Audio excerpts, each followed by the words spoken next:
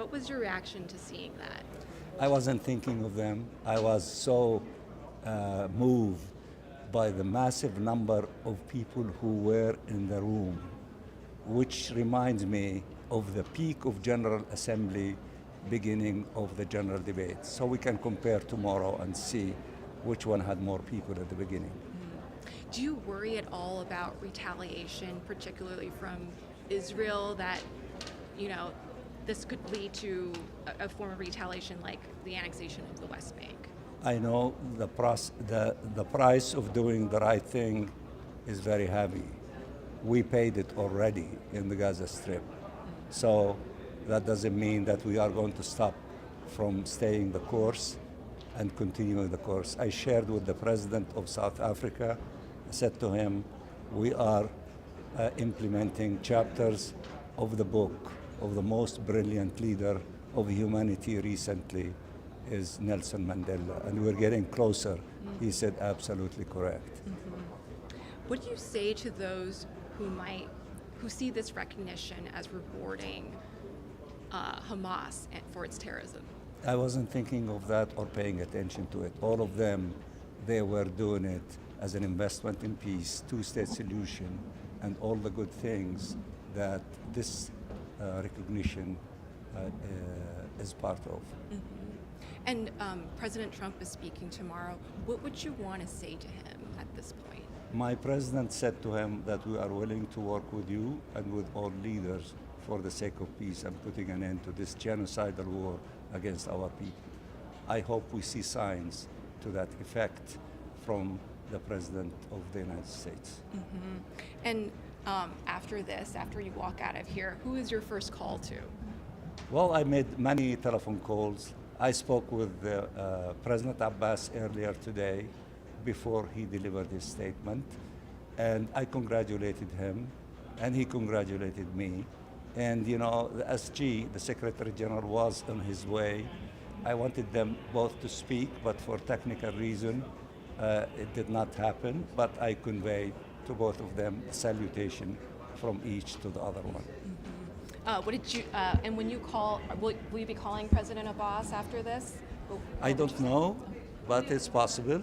But this is a joyful moment. I told them I had meetings yesterday in the Rose Garden, and what flashed in my head when we were together when you raised the flag, and we are building the end game of the two-state solution, which require the independence of the state of Palestine block by block, and today we are adding another block to this endeavor. And what are you going to go off to doing after this? I have still, thing. I want to go to the meeting of the Arab foreign ministers at 6 o'clock. Then I need to rush to the Metropolitan Opera to attend a special reception dinner with the president of Vietnam, celebrating many occasions for Vietnam.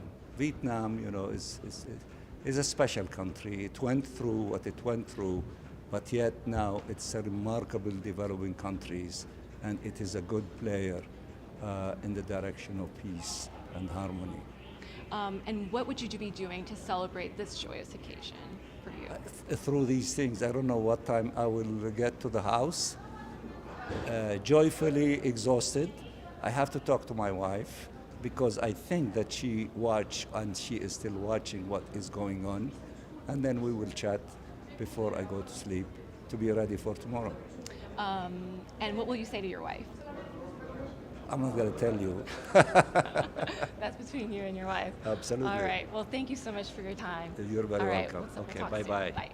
Thank you so much. Thank you. We'll stay in touch. Yes. Thanks. It's just over to you. Where are you from? Japanese. So today, Japanese government is not expected to recognize Palestine as a state. What's your take on that? I was hoping that they would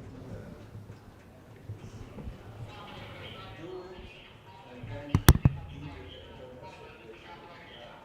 instead it is very good to whatever we learned this festive, huge, a number of countries declaring, recognition. But we are patient. let Japan, deal with their own issues, and when they are ready, we will be waiting for them to celebrate together. Lastly, how do you see recognition of Palestine as a state contributing to a real lasting solution to the Middle East, Palestine, Israel? First of all, we need to stop this genocidal war against our people in Gaza and to have humanitarian assistance to the people to scale, and then to stop the forced transfer, then to begin the process of reconstruction and convening the reconstruction conference, and then to widen the door of hope, which was celebrated today in the General Assembly Hall, in order to end this illegal occupation, the independence of the State of Palestine, and to convert the global consensus on the two-state solution a reality. That would be wonderful.